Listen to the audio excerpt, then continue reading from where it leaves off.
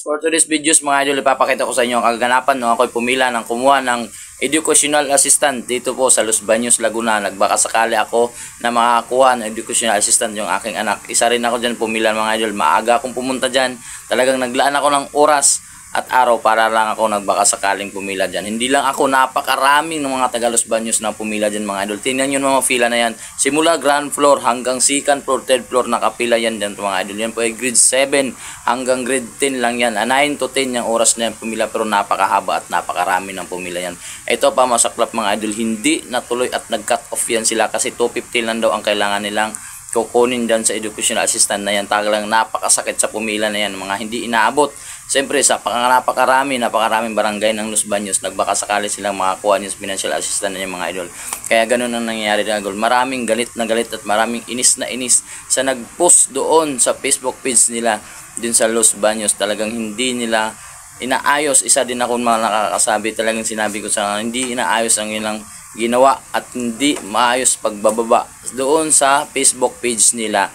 Dapat inayos para maraming makaintindi at maranang masyadong pumupunta dyan. Tingnan nyo naman napakahaba yung pila na yan. Talagang pati naman talagang kahit ako naman mga idol talagang isa nandyan ako mismo galit. Isa din ako na inis na pumila dyan. Talagang nakakainis kahit sino naman. Kaya ngayon titingnan natin at babasahin natin ang mga comment ng mga ating mga kababayan dito sa Los Baños. Sana naman pananawagan ako sa mga na gano'n dyan. Sana naman ay ayusin susunod pag kayo magbababa regarding dyan sa mga financial na lalo na yan sa mga ganong bagay kasi napakaraming nangangailangan na katulad kong mahirap. Kaya sana susunod ayusin nyo po pagbaba. Ganun lang po para maraming makaintindi at marami ding sumusunod pagdating dyan sa mga regarding sa mga roles na yung binababa nyo. So maraming salamat. Babasahin natin yung mga comment ng mga netizens. Thank you. Unahin natin ang comment na Oralib Ani. Sabi niya wala na akong masasabi kundi sobrang bulok ng proseso nyo. Sa pangalawang nag-comment natin mga idol, sabi ni Rosa Dicina, hay nako, hindi na nagbabagong sistema na yan. Sabi naman ni Ruel Lapitan Aldama, nagkumpleto naman kami ng requirements ng anak ko. Bukas pa sana namin ipapasa pero close na ang pagpasa ng requirements ng anak ko. Para education assistant, paano na yung mga nagbigay ng form? Anong gagawin doon? Yun ang sabi ni Mr. Roel Lapitan Aldama. Sabi naman ni Bibi Diyos Villanueva Lalap, matapos nyo kaming paghirapan sa pag-akyat panaog mula sa third floor, ganun na lang ba yun? May pagsabi pa kayo na hanggang Friday lang, ayusin nyo sistema. Sabi naman dito ni Fermi Rahala, buisit kayo. Dami nyo pinakawalang form ng asikaso agad ng anak ko. Kahapon dyan ngayon, sabi ng passion tapos na di naman pala aabot. Nagbigay kayo ng form, daming-dami na kahapon o kayo nag-cut off sa form para kung hanggang doon lang. Ang gagaling nyo, tataba ng utak nyo. Kung tatrabaho kayo, tatrabahoin din kami.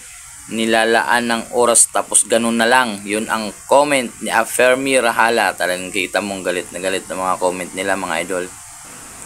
Sabi naman ni Ana Domingo, sayang po talaga ang effort ng bawat isa. Kung ganyang walang direksyon ang mga desisyon, nakakapanghinayang. Sana po pag-aralan muna bago mag-post ng ganyan. Napaka-importante ang scholarship. Pero kung ganyang walang direksyon, mga desisyon, mababali, walang mga effort. Napakaganda ang comment ni Miss Ana Domingo. Sabi ni Ma'am Analisa Lanzador, maling-mali po ang patakaran ninyo. Kapag binigyan ng form, dapat tatanggapin ang papel. Pag pinasa, ang ibang bata umaabsin sa klase para lang asikaso ng kailangan at magbayad pa sa pagkuha ng certificate agency. Lalo na ninyong ginagawang kawawa ang mga tao. Bulok na sistema. Yan ang sabi ni Analisa Lanzador. Sabi ni Ma'am Marina Aquino, tama kung 250 na lang ang kukunin. Dapat 250 lang ang form. Pag ubos na ang form, wala nang magkukuha o magmuhulog na mag-complete ng requirements. Hirap kitain ng pera, mauwi lang din sa wala. Yun ang sabi ni Ma'am Marina Aquino. Sabi naman dito ni Murang Paninda, San Antonio, sana kasi bungad pa lang, nagbibigay na sila ng number 1 to 50. Number 1 to 250, first come first save. Para sa git pa lang, close na agad. Kung first 250 lang, ora wala nang masyadong nag-effort, kakapila at kakabalik sa wala. Just saying lang po. Yan ang sabi ni Murang Paninda sa San Antonio. Shout out sa iyo. Sabi ni Ma'am Mel Clavillas Lim, close na po. Paano naman po kaming nagbayad pa ng certificate sa barangay para lang makakumpleto ang requirements? Sayang sa pagod pati sa pera. Yan po ang sabi ni Miss Mel Clavillas Lim.